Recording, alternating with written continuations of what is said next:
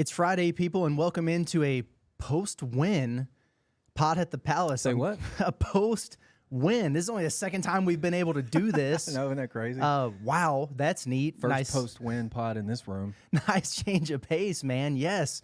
I'm Curtis Wilkerson, joined as always by Scottie Bordelon over from Natty State Sports. We're in the studios here in Fayetteville, and wow, this feels different. I mean, we actually have, some basketball to talk about. Yes, sir. Arkansas beats Missouri. They get a road win, 91-84, and they looked pretty good doing it. I mean, encouraging stuff. Scottie, like a dub over a winless SEC team, it doesn't move the needle on what's been like a mostly disappointing season.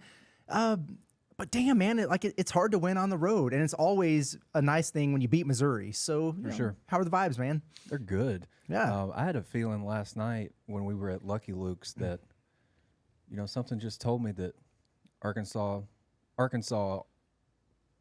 Arkansas pick was the way to go. Mm-hmm. That cashed, so that felt good. That it was like a double win because Arkansas won, and the bet cashed. That was like my first bet that's cashed in a long time. So vibes are good. I was excited. Like we had a long night, obviously, with the stream and all that. Yeah. And then after the stream, we stay and we do some, shorts and whatnot, kind of go over the top storylines. But I was excited to come back in this morning and rewatch the game and get some numbers that people might be interested in. I've put out a short already with some of that stuff, maybe some of the best stuff. But yeah, it feels pretty good. It does feel good. Yeah, I would encourage anybody to check out those shorts or hop over on the website and read the stories. A lot of really good information in there. I mean, look, dude, the moment I saw Eli Drinkwitz at Mizzou Arena last night on the screen, like I was kind of reminded of why I feel like bothered by that school so often. There's just something about him. So it was kind of nice to see the Hogs take a page from his playbook and stand on business. Stood on business in his house. I put that in the title of my story, and it always cracks me up. I love the idiots who comment on the story and they're like, "Oh, Curtis, your headline is cringe." Well, no shit. Like that's exactly why I did it. Everything Drink does is cringe. So understand, it's a quip at him. Fitting. I get it. It's almost as funny as people, in the comments who say that we've created the rumors about Muss. It's like, pay attention to what's going on, people. But it's funny stuff, man. But the wins have been few and far between for Arkansas. I think it's only right that we kind of take advantage of a victory by taking some victory laps, because a pretty healthy amount of the stuff that we touched on before the game wound up being relevant in the win, right? Yeah. And so I think a good jumping off point is our 4-point play. Some of the things we discussed there, like it started with the question, really is like to whether or not the Razorbacks could muster up a little bit of road rage, and double down on a strong performance against Kentucky. They sure as hell did. I mean, we threw the number out there. They led for 97 seconds through 120 minutes in their first 3 road games. They were in control of this one the entire night. At 37 to 40 minutes, Arkansas held a lead. So I'm not shocked Arkansas won, but I was pleasantly surprised with them, stacking strong performances and really blowing Missouri's doors off, because I don't think the score was indicative of the way Arkansas controlled the game. Not at all. I mean, Arkansas's biggest lead was 23 at one point. Yeah, wow. And, you look at the box score and it doesn't – some of the things don't really make sense. Like Missouri made 10 threes, shot 50% from 3. But you look a little bit closer, they had 7, going into the last 90 seconds of the game. And so Arkansas was they were fine from, defending the 3. But I thought they were really good. They just dominated in the lane, man. They absolutely did. And Kai spearheaded things on the inside again, had a second straight double-double. Jalen Graham was great. I feel like I can't talk enough about Jalen Graham, and even if I kept talking about Jalen Graham, it still wouldn't be enough. It's him. I mean, Jalen Graham was him on Wednesday. And then, you hit the nail on the head with the Minifield thing, getting a bunch of run against a team that, tends to floor smaller guards because they only have smaller guards, it seems like, other than Tamar Bates. And then, Caleb Battle didn't really provide a bunch of offensive punch, but he helped them get out to that good start. Like he ripped net on his first 2 threes, and I believe those are the only ones he took. Yeah, he hit those 2 threes. He had a couple assists, and I think he had a couple steals too. you look up at the end of the game and he only played like 15 minutes. He didn't play the last 10, but I wonder if that's just because it looked like he maybe just tweaked that ankle or something. And I mean, he came back in after it happened, but I think you got a sizable lead. And the back half of the second half, it feels like, I don't know, was there any point in risking anything? So Right. I don't think it was like a doghouse situation or anything like that. He was all right. Yeah, I agree with that. Key was playing great, so why change anything? Blocker was being active defensively. Hard to take Tremont Mark off the floor anytime too. The quietest, what do you have, 22? 22, yeah. Letterman scoring with 22. Yeah, fairly quiet. But I think one of the reasons that KB didn't stay on the floor more, I think he ended up, let me double check this. I think he was 0 of 4. Where I can't find him for the life of. Yeah, he was 0 of 4 on 2-point field goal attempts. 3 of them got blocked. Oh, yeah. So you combine that with, there were some off the ball fouling issues too. Like that's kind of been a constant with him also. So you throw those two things in with the ankle. Right. Yeah, it kind of makes sense why his minutes were fairly limited. Because I wrote in the 4-point play, I was like, as long as he'll sit down and defend, I think his minutes should stay around 30. Because that's what he averaged, against Ole Miss and Kentucky. So I thought that might hold up again, but it just wasn't his night. It was Keon Menifield's night. Yeah, and I think that's in the backcourt. Sure, and I think that's a good development for Arkansas. I really do, because like we said on the last pod, the point guard has been a struggle for this team. The perfect answer doesn't exist, because if it did, we wouldn't be having these conversations. But Keon does strike me as the closest thing they have to a true point guard that brings the dynamic they need offensively. I thought he held up really nicely on the defensive end of the floor, and so long as he can do that, whether it's a matchup thing or him understanding the schemes or them, finding a way to hide him to not get exploited. And I don't think he's a bad defender, because he's very quick. He can stay in front of a guy. He's just not strong. Yeah, he's cat quick. Like he can bite on a shot fake, come down, and then get up really easily again. Like the second and third bounces defensively, I think can help him. They help him a lot, and he's athletic enough too. If he does get driven by like rear view contest, he's long for a smaller guard, I guess. So that always helps. That's a plus. He's slippery too. So like they try to go over those ball screens, and a lot of those guys kind of get popped or it's awkward. But he's kind of got the ability to kind of maneuver, contort his body over the top of that and recover. Pays to be skinny sometimes. Yeah, exactly. Skinny guy can get skinny. He's good at that. But yeah, he looked good, and he wasn't that efficient. I mean, he missed some bunnies that you'd like to see him make, around the rim and in the paint, but.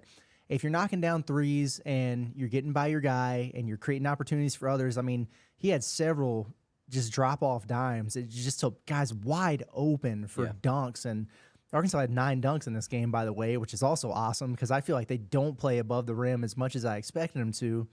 But, yeah, I mean, I thought it was a good showing from Minifield and something that he can build on. I think LSU is another matchup that's pretty favorable for him in terms of being able to stay on the floor defensively. So hopefully he can build off that. The offense does just look different, when he's in there. So yeah, I would agree. And just one more thing on Keon Minifield. Like I mentioned, I charted shots defended for everybody. Keon Minifield gave up 1 bucket on 5 shots defended. It's pretty good, I would say. And I don't think he gave up his 1 bucket until like late in the game, like when it was, you could say the game was in hand for a long time, but it was just kind of Arkansas was just trying to get out of there at that point. And I think that's when he gave it up. So yeah, shout out to him. And Jalen Graham gave up 2 buckets on 11 shots defended. Couple that with Kentucky was 0 for 8 against him the other night. And then Ole Miss was 2 of 5, so I think that's 4 for 24 last 3 games. Opponents are shooting against JG. We still got people in the mentions talking about the man's defense. Like, I get it, but sometimes you just make improvements. And I kind of get it, like from it's Missouri standpoint. Okay, so go back to Kentucky. They didn't make a shot on him, and they almost took 10. So, like I mentioned last night in that reel or that short that I did, I think that was the most confident I've ever seen him play. Yeah. And, we've seen him go off against Alabama, like a really good Alabama team that had a lot of size and a lot of length. And then we saw him go for, 26 or 28 against Florida last season. Last night or Wednesday night was the most confident I've seen him play. And you can just – it's so evident, like just the bounce in his step, the flair and the sauce he's got on the passes he's making. He had some great passes.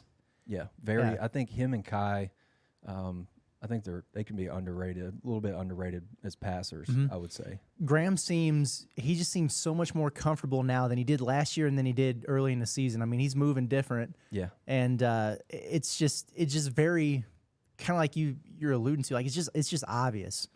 But yeah, he's playing really well, and that's a big development for Arkansas. I also think he's comfortable too, because it seems like he's pretty much carved out a role.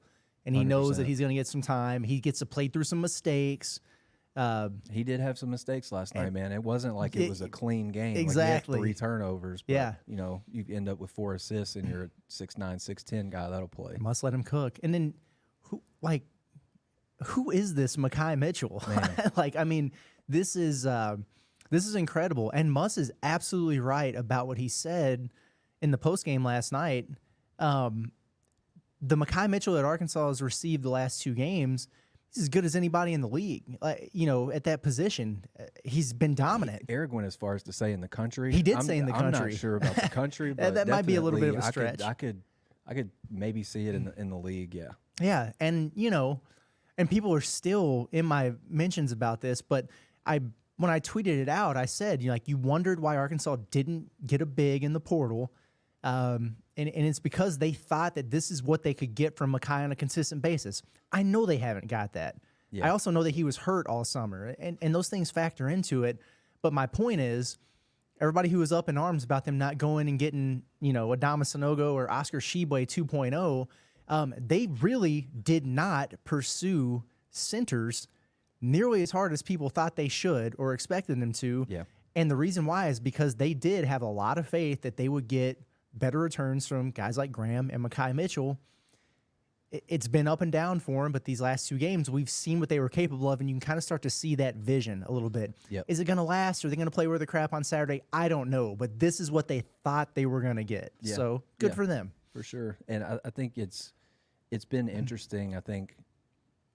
I don't know if it's so much last Saturday, too, against Kentucky, but you can see that Kai and Jalen Graham feed off of each other. Like, they just kind of have a sense for what the other one's going to do or where the other one wants the ball. And I think they're just constantly looking for each other. Like, those are Arkansas's 2 best passing bigs, I would say. And, I think it was a couple episodes ago, or maybe it was after Texas A&M, I said if you had to rank Arkansas's bigs in terms of passers, I'd probably put Jalen Graham at the bottom. Yeah. Last night he looked like one of Arkansas's best. Yeah. And he was finding Jalen Graham a lot, or he was finding Kai a lot. I think he hit Layden Blocker for a layup too. He led Arkansas in potential assists with 6. I mean, no, I don't think anybody else had more than 4. Point Jalen Graham. Graham had 6. Graham. And that Euro step in transition too. Okay, that was nasty. we got to give him his flowers for that. I mean, that was really nice. Just the footwork showing off again. And it might have been one of the slowest Euro steps I've ever seen, but it was fun. It was fundamental. Yeah, that's another example of his really good footwork. That's not spin cycle related. Yeah, that was cool to see. And okay, humor me for a minute here, or at least try to follow my train of thought. I didn't expect to see the Graham and Mekhi combination on the floor because they're both non-shooters. Yeah. Right. But it kind of reminds me of, and I know both of these guys could shoot threes, but it kind of reminds me of when they were starting Jalen Williams and Connor Vanover together at the beginning of Jalen's sophomore season, where it actually kind of worked because they're both really good passers. And so the lack of spacing that comes with having a couple non-shooters, you don't notice it as much because those guys can move the ball for sure. And kind of put pressure on defenses in other ways. I remember when there was a period of time there it was Graham and Brazile would play together, and then it was Mekhi and Chandler Lawson. It was almost like they were platooning that for a while. And I was like, I kind of like the Graham Brazile idea, but I wasn't crazy about the Chandler Lawson Mekhi one. But the one thing I said is, I like that better than them going Kai and Graham because at least Chandler Lawson can space the floor and knock down a 3. I think this has actually looked great so far. So kudos to them. I think so too, and I think it's like in the off season we would ask questions about Mekhi, and it always just came back to you kind of know what you're going to get with him. Yeah, and he's the bully in the front court if you've got one. And then Jalen Graham just kind of comes with a little bit. I don't want to say it's finesse, but he's his game's a little bit offensively anyway. I feel like it's more refined than Kai's is. Yeah. And so you got a little bit of beat you up with a little bit of I'm going to look pretty while I score on you. Right. Type of deal. And then defensively, when they're both engaged, they can be, really active blocking shots. Jalen Graham's got a block in 7 straight games now. It's crazy, man. Isn't that wild? It's nuts. And he leads Arkansas in steals and blocks, and then Kai just cleans up everything on the glass. Right now, that is, you want your bigs to get on the glass, block some shots, come up with steals, and finish around the rim, and those two guys are doing it, and they're complimenting the hell out of each other right now. And it's a little bit vindicating for me because when Arkansas got Jalen Graham, one of the things that I harped on a lot was like his, his last year at Arizona State, he was top 100 in the country in block percentage. And now you think, well, okay, like top 100, whatever. There's a lot of players in this country in Division I basketball. Like that's a really good mark. And he had favorable marks on the defensive end of the floor too. He was horrible on defense last year, but sometimes it's just as simple as getting comfortable, understanding the scheme, finding a role, and having some confidence, and having the work ethic, which he didn't have last year. We heard on and on about how he improved his practice habits. That we didn't get to see it because of those back spasms. It was weird in and out of the lineup. If he had a back for a while. Exactly. Yeah. Backless Graham. Backless Graham, Bagless Graham, whatever we wanted to call him at the time. But, like, this is the guy that they thought they were going to get. And so it's refreshing to see. And Kai, his rebounding, man, has just been crazy. Otherworldly. It's huge. He's attacking misses off the rim so well. It's changed everything for this team. For sure. It really has, man. I can't give him enough credit. I'm on CBB analytics right now, and I looked up combos, so 2-man combos, defensive stats for Jalen Graham and Mekhi Mitchell on the floor in SEC play. They've played 37 minutes together. Steal rate's not great. Block rate, 25.6%. So if you add steal and block rate together, you get something called a Hakeem percentage. Love that. And it's 34.6%, and it's 100th percentile figure. It's really hard to beat that. And then on the offensive side, the offensive rating, Arkansas's been bad on offense in league play. So it's like I went into that expecting not to see a pretty offensive rating. It's 97.6 when they're on the floor together. But Arkansas is shooting 50% from 3 because both of those guys can spray the ball out to the perimeter. And then I think what I like most is pace. 92nd percentile in pace with those two guys on the floor in league play. So I like that. So they're both guys want to pitch it ahead. Jalen Graham, obviously, PG, dribble it ahead. PG, JG. Yeah, what the and heck, then man? Kai will do it too. Yeah. Kai will run the floor. Both of those guys will run the floor, not afraid to bring it, across the timeline on their own. So I'm liking what they're bringing. Yeah, no, it's good. It's encouraging. And again, Missouri stinks. Like we understand that. But you feel a hell of a lot better about them going and essentially dominating a really bad team than, stinking it up like they have on the road. So it like Muss said, like it's just 2 nice steps in the right direction, and you just got to keep building off of it. I want to touch on one more thing, then we can move on from this game. But 1.25 points per possession last night. That's really good. Mentioned the 9 dunks. They had 56 paint points. Only 6 threes attempted. 6 threes the whole game. That's More the fewest in a game. Threes attempted. You're right. It's the fewest they've taken in a game since 2005. Wow. And then you got to go back to I think it was like 1991 or something to find another game where they've taken 6 or fewer threes. Muss was asked about it after the game if it was an emphasis, and he said it was not an emphasis, it was a mandate. Listen, I think everybody wanted this team to make more threes, take more threes, and they kind of had the roster to do it. But heck, if it's going to look like that, I'd say just never shoot a 3 again. Wasn't that crazy? Like Caleb Battle hits his first 2 threes, and I'm just like, and then Tremont Mark I think hit one, and I'm like, this might be a night where they just rip net all night on the road, and end up putting 90 plus on the board. They put 90 plus on the board and only made 4. KB hits 2, and then they only take 4 more. I was surprised by that, but I think it was really good game plan discipline from the guys. Yeah. Eric had a quote. It was something along the lines of, we didn't want to take a bunch of 3-point shots, and if you settled for threes, you were probably coming out of the game and not going back in. And so there was a big time emphasis on getting the ball in the lane. And CBB Analytics was kind enough to let me see that Arkansas took 61 shots, 45 of them in the lane. Love that. Yeah, that's really Absolutely good. love that, really man. Good stuff. Yeah, that's really good. So, encouraging stuff there. Moving forward, Scottie, this is it's quickly becoming fascinating to me because Arkansas has been shorthanded. Devo's still MIA. And it's interesting because, full disclosure, I've heard 2 extremely conflicting reports on his status. I just have, from people that I trust. On one side saying, dude, they haven't heard from him, so maybe not necessarily expecting him back. And then on the other side saying, don't be surprised if he's back soon. So I don't know what the hell's going on, to be honest with you. But at any rate, they've been without him. Brazile was in Columbia. He didn't dress, didn't play, so I don't know where he's at with his recovery, with the knee soreness and stuff. But at any rate, it's hard to deny, this Arkansas team has looked as connected as they have all year. The chemistry improvement, it's just there. So does this group need reinforcements, or are they better suited to roll with what they've got? Obviously, you take Devo and Brazile if they want to be back on the team or healthy or whatever. And I'm not calling either one of them team cancers or anything like that, but do you disrupt what's working right now to work those guys back in the mix?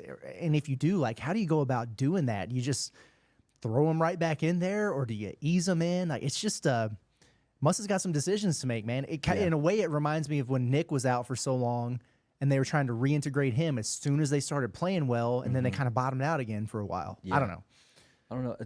Going with TB first in the front court, I would ease him back in. I think so. I don't think, if he's available on Saturday, which that's still, we don't know. We just don't know if that's going to happen or not. But if he is available Saturday, I'm not starting him. No, right. And I just think you look at the last 2 games Arkansas's front court's put together, man, and he hasn't been a part of it, and they've played well. And I'm not even sliding TB. Sure, yeah. With that, they're just playing well, with him not available. And it could be another one of those instances where, kind of like with the guards, the point guards, that those 3 guys in the front court right now are not looking over their shoulder because there's nobody else to put in. Eric's not going to throw Bay Fall in there. Right. He's not going to throw Dennis J. Harris in there unless there's 0.2 seconds left in the first half. So I would ease TB in and just talk to him about it, probably. Right. Because TB wants to play. I think he would get it. Yeah, I think so too. I don't think he's selfish or. He wants to win, obviously. So he's seen up close and personal how well, these front court guys are playing right now. Are you thinking along the same lines? I think I'm very much along the same lines with TB especially. And I like that he's been, traveling with the team. He seemed really engaged, in that game yesterday. I know it felt good. He probably would have liked to play and had a double-double against his old school, but not playing and just watching his team beat the hell out of him anyway is probably felt pretty good for him. He still got to enjoy that game a lot. Yeah, he got to enjoy that. I do think, and I'm not even going to put a thought in your head and try to push you either direction, but where I'm at with Devo is, I think, very different because regardless of the circumstances, right, wrong, and different, he has been gone. He's just not been around the team at all. Not been practicing, not been traveling, not been in film, not been in meetings. So, if he were to return at some point, I don't think I'd play him.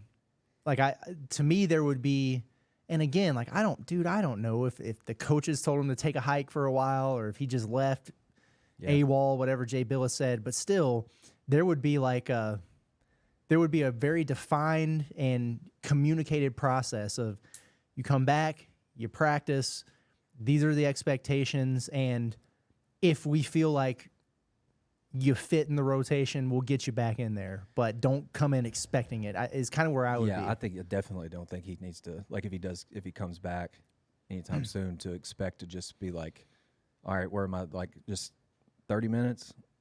Right. And it would be a very, I'm trying not to take a shot at Muss here, but like it would be a very Muss thing to do for Devo to disappear for 2 weeks and then come back and start and play 35 minutes. You're absolutely right, though. It's just the way it is. I mean, we just saw it, right? Like after the Kentucky game, hey, what's going on with Minifield? Coach's DNP.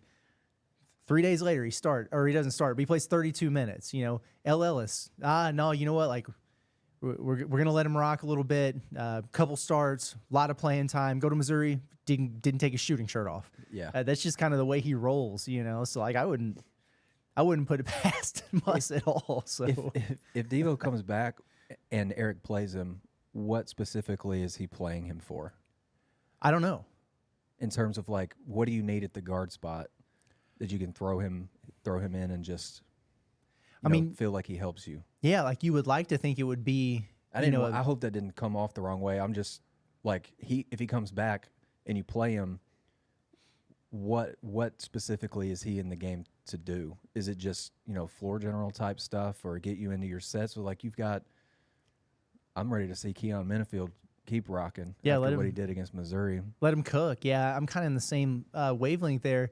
You know, my immediate thought would be like, you be the lockdown perimeter defender that you won an All-SEC award for last year. And just be kind of no maintenance, get us into our sets. Yeah. From time to time on offense. Right. And the only problem is like he hasn't done that nearly as much as you would like to see this year. Yeah. But who knows? And then also, Devo, he's a weird guy, and I mean that as a compliment. Like, he is the kind of guy who, can kind of go off the rails at times, but when he's locked in, we know how good he is. And it's not just the NCAA tournament. Like, he was incredible throughout all of SEC play last year. He takes a break, whatever, gets his head right, works through what he needs to work through. And if he were to come back, who knows? Maybe all of a sudden he's a 40% three-point shooter again, and then you have a reason to have him out there. But he would have to definitely prove some things to me or maybe complete a checklist of. Yeah, he's going to have to. If he does come back, there's going to have to be some things that get taken care of behind closed doors that, he comes back and we ask Eric about it. He's just going to be like, we had to go through our checklist and all this kind of stuff, but we're keeping it internal. Yeah. One of those situations. But you can't just leave and then come back and just fall right back where you were. Yeah, you have to be very careful about the message you send to the rest of the team. Mm-hmm. And again, that's not me saying, oh, these guys don't like Devo or whatever, right? I think it's probably the opposite of that. If you take a look at social media, there's been an outpouring of support from him, or for him from the team. Yeah. But at the same time, like, you wasn't with me shooting in the gym, right? I mean, there's something to be said for that, like if you're not rocking with me putting in the work and then you come back and you just get thrown in there. Again, like my biggest thing about it, and I love Devo and TB, but you got a good thing going. Be careful about disrupting that and how you work these guys back in. But that's why Muss gets paid the big bucks. So you've played a good 75 of your last 80 minutes, and I don't know how much I want to shake things up after you've done that for maybe the first time all year. You've played almost 2 complete games back to back. It's not that just complete games, but they've come Saturday and then the next time out. Mm-hmm. I don't think I'm changing too much. Now, I would almost, if I don't have to, I would almost like, regardless of what, let's say, they got back from Columbia Wednesday night and TB was full go at practice and Devo was sitting in the facility when they got there. I wouldn't play either one of them regardless this weekend at LSU. I just wouldn't. But then you got that full week to get ready for Georgia. So in theory, and again, like, we're just throwing hypothetical. Hell, we don't know if either one of them are going to play the rest of the season. But if they were able to, boy, it'd be nice if you had that full week to figure things out before you got back in the game. So for sure. I don't know. I wonder if the players are looking forward to that full week. I mean, I don't know how hard you push them during that week, because that's a great time, obviously, to get rest and recovery and rehab and all that. But if they win in Baton Rouge, the vibes will be good. Yeah. So maybe they'll it might just depend on Saturday. Yeah. Just what kind of mood Eric hits on a Monday. Exactly, because you never know about him. We are going to take a look ahead to the weekend here, but before we do, we got to tell you guys about our friends over at Alumni Hall. Man, again, If you need gear, Razorback gear, baseball season's getting ready to get rolling. If you're looking for hats, jerseys, anything like that, they've got it. Basketball, they've got it. Just anything, T-shirts, hoodies, you name it. The apparel, they have it for the entire family. Father, son, mother, daughter, brother, sister, dog, cat. Maybe, who knows? They might have a bird outfit. I have no idea. But they can take care of your pets. That much I know for sure. Really, really good stuff. It's the ultimate Razorback shopping destination, 3417 North College Avenue in Fayetteville. Make sure you check out our link, www.nattystatesports.com/alumni hall. Give them a look. They got some really, really high-quality stuff over there. For sure. Gary Thomas, my guy that's behind the Hog Tunes account on Instagram and Twitter, he's got a bunch of apparel and T-shirts for sale in Alumni Hall in Fayetteville too. So if you want to support Gary and the cool work that he does, go to Alumni Hall. Love it. Listen, here's the thing. Like we've been very positive here, and it's encouraging. We're happy. Our vibes are better. The team's vibes are better. The win over Missouri moved Arkansas from 129 to 123 in the net. Like that's just kind of where they're at right now. Okay, so big picture, like this team's still facing a massive self-dug hole to climb out of. But we are encouraged with the last couple games here, and the path is there for them to keep building some momentum. But the Must Bus rolls down to Baton Rouge this weekend to take on an LSU team that's improved, but I think it's very, very gettable. You know, when we looked even before the Missouri game and we were thinking, like, where is Arkansas going to get a road win on this schedule? Well, Missouri and LSU were the two that we were really looking at. Second most. Yes, absolutely. Yeah. They're 11-9. They're 3-4 in the SEC. They are better than they were last season. They've lost 3 straight though. They lost to Texas A&M, lost to Georgia, lost to Bama, but they've had a week off. So this has kind of been their bye week. So they'll be kind of well rested and well prepared, you would think, for Arkansas. It's kind of weird, you know. Historically, Arkansas has been okay at LSU. I mean, 13-20 on the road. That's really not that bad. Muss himself is 0-3 at LSU. Like, he had the rebounding game from hell his first year. They had that ugly blowout the next year before they really turned things around, and then they lost in that clunker the same night as the Liberty Bowl last year. The only time they've won down there since he's been coaching was when he was, you know, on those Broward County Tic Tacs after that shoulder surgery, and Keith Smart was in the interim. So I don't know, man. Have you watched much LSU this year? You got any thoughts on those guys? I think it's a pretty decent matchup for the Hogs on paper. Yeah, I have. I think I've mentioned it on this pod in a previous episode, but they've got like great value Drew Timme with Will Baker. There's no better comparison than 7 foot 245, so he's a bit of a load. And then Jordan Wright is a guy that I think obviously me and you both really, really like. So good. I wish Arkansas would have got him. Yeah, I mean he's you got to pay attention to him. Yeah, Vanderbilt transfer, man, 6'6". He is that prototype, man. He can knock down threes, and I think he's a more complete player than I give him credit for during his time at Vandy. He's good. Yeah, he is really good. I mean, they've got Derek Fountain, and Mwani Wilkinson still there. Trey Hannibal's still there. Trey Hannibal's still there. Yeah, the human bowling ball. Yes, PTSD from that dude. 6'2", 221. I mean, that is a bowling ball. Yeah, it's no joke. Very much so. Yeah, Jordan Wright is a guy that I would pay really, really close attention to. He leads them in threes made with 37, shooting about 36% from three. So he's a guy that can do a little bit of everything. He's one of those tweeners, right? Like he's 6'6" and 230. He's on a roll, kind of scoring. Like he's scored in double figures every game since November 17th, and they've played a lot of games since then. So he's steady for him, and I would have to imagine that on Monday when we do this show again, we might. Does he have any? Do you know if he got any eligibility left? I don't think he does, but if he does, he's beyond this the year, board. Yeah, if he does, he's going up here. Did we make an addition to the board after last night's game? We did. Look at that, we sure did. Yeah, Tamar Bates. Listen. That dude was cooking against Arkansas. He had 29 in that game last night. Now, he did have 6 turnovers, so we will point that out, but he's good. I think you live with that if you're Dennis Gates, maybe the way that Eric did a little bit with J.D. Note and maybe some of his other top scorers, because he's like the only guy on that team that's got a pulse on offense. Yeah, no kidding. And it put his build as Moses Moody light. I just think they look similar. God, they do. The build is similar. I really thought that last night while I was watching the game. I was like, heart skipped a beat. Thought Moses was back.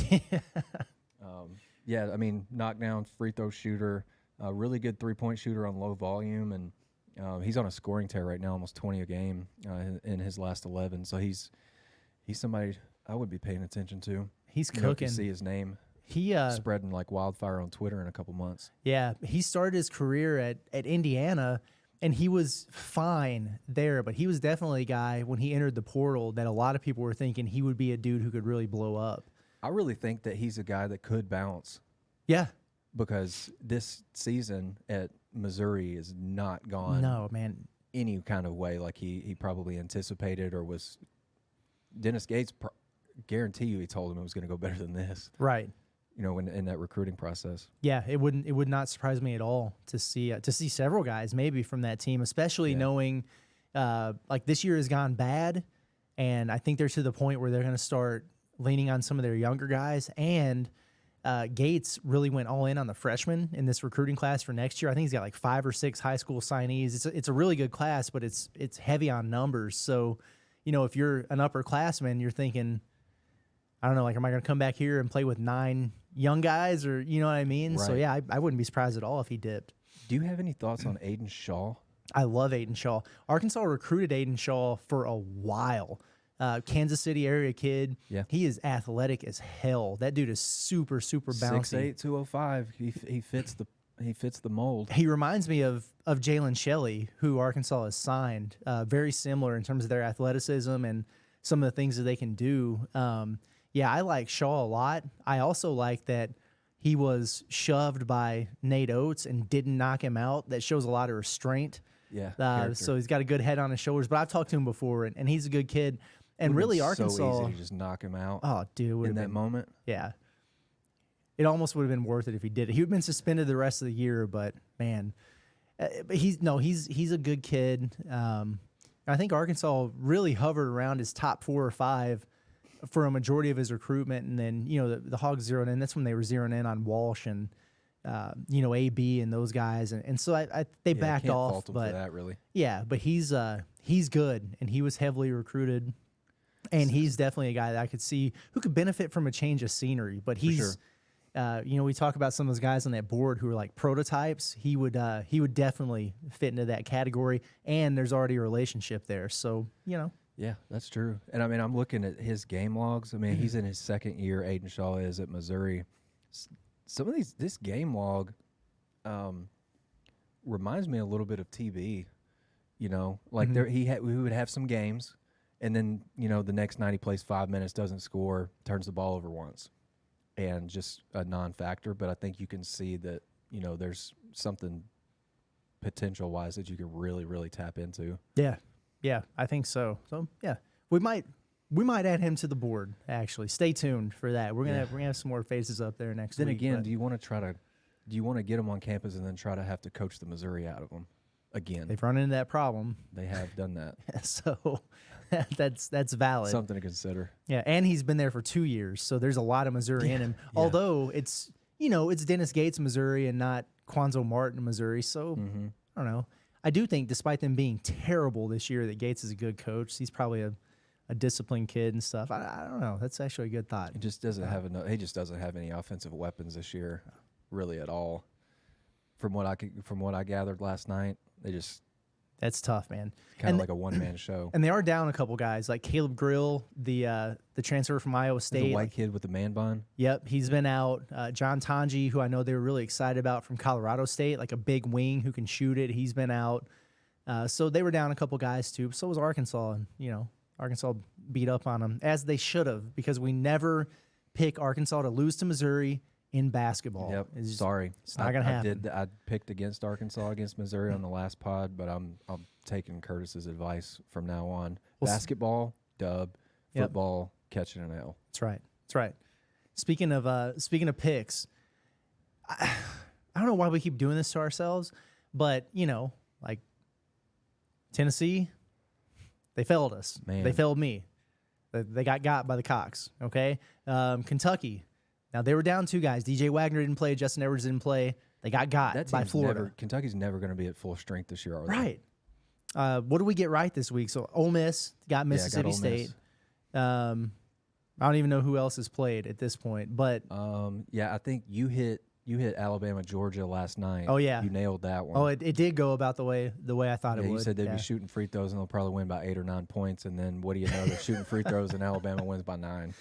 Auburn took care of business with Vandy Yep. at home. They covered that large spread. Yeah. So we've been all right, but like it just seems like every time we do this, the ones that we kind of feel the strongest about, they were just idiots maybe. But that leads me into Saturday, which is just it's a dynamite slate in the SEC. It's good, really good. And we don't have lines yet, so we'll just we'll go through here and do pick'ems. But I would encourage everybody to tune in Friday afternoon. We're gonna have the next stanza of our gambling pod that's gonna come out, where we will have all these lines and maybe go a little bit more in depth on this. But we'll go rapid fire through it here. Who would have thought that South Carolina at Georgia would be, a big-time matchup in the SEC, but that's where we're at. The Gamecocks taking on the Bulldogs at home. I mean, this is an interesting one to me because South Carolina has been about that life on the road. Yeah. Georgia's different at home. Yeah. They did just lose at home too, They did. Maybe burst their bubble a little. Right. I'm going to take them at home, though. I am going to take the Bulldogs at home. Okay, I'll go with South Carolina. Okay. I really do think they're about it. They're really good. I just keep looking at them. I'm like, okay, like you just beat Kentucky, and then you went and beat Tennessee. Like, how much do you have left in the tank? The answer is probably plenty because they've just been cruising. Yeah. Like, they're going to lose at some point, right? I don't know, man. You want to hear something crazy, though? I do. South Carolina went to Tennessee the other night and won. Yeah. Michi Johnson was 1 of 8 shooting. That's crazy. And who scored? BJ Mack had 16. Okay. Talon Cooper had 18. He's good. And Studi, they got Studi back. He had 13. Yeah. So that helps the depth a lot. You got 3 points from Michi Johnson, 6 boards, 6 assists, 2 steals. I mean, I guess the other things help, but if you told me going into that game Michi was going to score 3 and they were going to win, beat a top 5 team on the road, I told you you're outside of your freaking mind. Yeah. Well, you just talked me into They're it. deeper. They're deeper than I thought. South Carolina's win that game. Who the hell am I to bet against the Gamecocks anymore? I've been sitting here saying all year they're not good. They're not good. No, they are. They are good. I think Talon. I think Talon Cooper is a guy that I'm really enjoying watching too. Not just Michi Johnson, but Lamont Paris is starting to get some Coach of the Year love. He is, as not he should, just man. in the league, but nationally. I know Jeff Goodman was. He tweeted this really awkward picture of Lamont Paris like doing a thumbs up or something.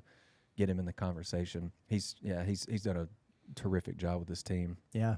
Like the game of the weekend, Missouri at Vanderbilt. Somebody's going to get a win, Scotty. It ain't going to be Missouri. No, it's not, dude. They're bad. They're bad. I joked with you earlier. I said that game's going to go to overtime, and then one of those teams is probably not going to win an SEC game in regulation all year. But I'll take Vandy. Yeah, me too. After seeing Missouri last night, I couldn't believe how they looked like Arkansas has looked at times in SEC play. Yeah. But not as talented. Yeah. They're not a very good team. Yeah, give me Vandy in that one. Tickets are really inflated right now, $6. Jeez. I wouldn't. We don't get popcorn with that or something. Yeah, I would not pay that money to watch that game. Absolutely not. Okay, Florida, who's coming off the OT win against Kentucky, at Texas A&M, who just we talk about underachievers and people point to Arkansas in the league, and that's fair, that's valid. A&M, man, a lot of people thought they might be Final Four caliber, SEC championship caliber, but they've just been meh. You were all over that in the preseason. You're like, I'm not really a fan of these teams that just kind of run it back. Yeah. They didn't add anything that excites me. And here they are at this point. I'm going to assume that A&M is a home favorite, but I think I would probably take A&M to win, Florida to cover, depending on what that looks like. Okay. Just because it's at home, I would not be surprised at all if Florida won that game. See, Texas A&M is in their week off right now. Ah. So they did not play a midweek, and so they're rusted up. You give Buzz Williams a whole week to scout a Florida team. To play a team that just went to Rupp in overtime. Yeah. Yeah. Might be coming down off of a little bit of a high for sure. I'll take Texas A&M in that game. I might like Texas A&M up to like 5 or 6 points in that one. There we go. I think it kind of gets spicy from here. Auburn at Ole Miss. Give me Auburn. Like that? Like them on the road? I get like it done? Auburn. Yeah. Is that another team you said you're just never going to bet against again? Yeah. Correct. Yeah. But then I bet them the other day when I think it was the night of our first live stream. They were at Alabama, lose by 4, don't cover by half a point. So Fair. I don't know, but I really like that Auburn team and their chemistry, and I know they're not at home, but they take a little bit of swagger on the road with them, and don't let them start making some shots early because Katie Johnson and Chad Baker-Mazara and Dylan Cardwell, all those fellas will start talking to you. Future Razorback Chad Baker-Mazara versus future Razorback head coach Chris Beard. Yeah. Kidding. Keep an eye on that game for a bunch of reasons. I think I go Auburn there too. Where I will admit I was wrong against South Carolina. I will not admit that with Ole Miss. And I think they're good, but I don't think they're as good as their record suggests. I think they're going to lose some games here down the stretch. I would agree with that. I thought that they were going to put Mississippi State away easier than they did the other night, and they just kind of let Mississippi State hang around. Let them put up a bunch of points too. Which is weird because Mississippi State doesn't do that. Yeah, for sure. I think, and I'm probably going to get old takes exposed on this one, but I feel like this is the weekend where we figure out, like everybody kind of figures out that Auburn's kind of a serious player. Yeah. I think I might be on board with that. Speaking of Mississippi State, they are at Alabama and they are going to lose. I would agree with that.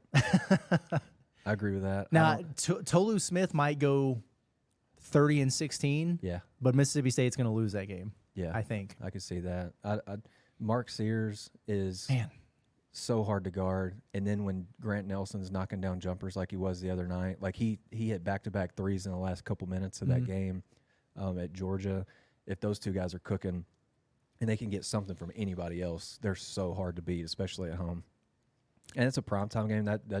That arena will probably be pretty nuts. Yeah, that will be a good one. The other primetime game, this probably actually is the game of the weekend, is Tennessee at Kentucky. Both teams coming off a loss. That's a tough one to call. I know where I'm going with it, but I want you to go first. Yeah, I'm going to take Kentucky at home. I don't think they lose back-to-back home games. But they're kind of slumping right now. They are. They've had three straight in a row. Pretty crap games. I think sooner or later they're going to have their whole roster available. Yeah. And I think they'll look pretty good with their whole roster. But it could also take some time, you know. I'm sure they've practiced together behind closed doors with everybody. But it's different, obviously, when you got 20,000 people in the building. I'll take Kentucky. Yeah, I think I'll take Kentucky too. I don't subscribe as much to the regular season Rick Barnes thing. Really? Because it's just so hard once you get into the tournament. But I'm kind of starting to inch towards that fraud alert thing with Tennessee. And by fraud alert, I don't mean that they're a bad team, but in terms of being a contender for a Final Four, which some people have pegged them as, they've been a top 5 team. And the reason why is because, look, I think they've got a bona fide first-team All-American in Dalton Knecht. Oh, God, yeah. But that's him. Yeah. And, the other night they scored 59 points, and he scored 31 of them. So he outscored the rest of his team. And I watched a lot of that game, and it was very much they started panicking, and it was get the ball to Knecht, and let's just let him cook because we don't know what's going on. You know what it reminded me of? It reminded me of when Purdue was playing Fairleigh Dickinson, and they didn't know what the hell to do, and they were just giving it to Zach Edey and saying, please, bail us out. Please Can you save us? Yeah. And that's what they were doing with Knecht. And listen, he's incredible. Yeah. But Vescovi is not what he was before. He was their second leading scorer the other night, had 10. Yeah. Ziegler, love him, but he's just fresh back from that injury. Josiah Jordan-James is what he is, and they're not as big and as opposing as they have been in the front court. Like, I like Jonas Adu. I like Toby Akawa. I like those guys a lot, but it's not, like, they don't have the Euros Pavlich dude, and you remember they're just running like 5-7 footers. Yeah, it's a little bit different. They kind of took the Arkansas route, I feel like, of trying to get a little bit better offensively, and they're still very good defensively, but it's not and I'm sure they're probably top 5 in the country. Second. But I'm telling you, it's not what it usually is with Tennessee. Doesn't feel the same at all. Doesn't feel the same. I think that was a long way away for me to get to my point, which I think they're vulnerable on the road. They just got beat at home, but I think they're vulnerable on the road. You go to Kentucky, go to Rupp. They're hurting a little bit. They need a big win for the resume. I think Kentucky takes them down in this game. Yeah, I do too. Who was out? DJ Wagner was out for Kentucky. Yeah, the other night. Wagner and Justin Edwards, who Yeah, they get Wagner back. I wonder if they'll get Wagner back. Like, I'm not a Kentucky beat guy, but you get Wagner back. They get really close to full health. Yeah, I like them at home. Yeah, Wagner, Dillingham, Shepard, and that backcourt, Antonio Reeves. Like, that's maybe Kentucky takes the approach of just like, we're going to guard Dalton Connect. We're going to guard him. We're going to try, but just like anybody game else, plan for him. Yeah. But if you want to get 30, we'll see if anybody else can score in double figures. Right. Exactly. Maybe take the South Carolina plan. Yeah, I'm with you. And then obviously Arkansas, at LSU. I would imagine Arkansas is going to be a dog, on the road. Yeah. Probably not. I mean, I think it opened at 4.5 against Missouri, and then it was hovering between 5.5, 6.5. This one strikes me more as maybe 2.5, 3.5. You think? Yeah, I was legitimately thinking 4.5. Yeah, and maybe so. Yeah. Yeah. But I wouldn't I'm not going to be surprised if it's any of those lines. Yeah. When it drops. I think Arkansas is going to win this game straight up. I do.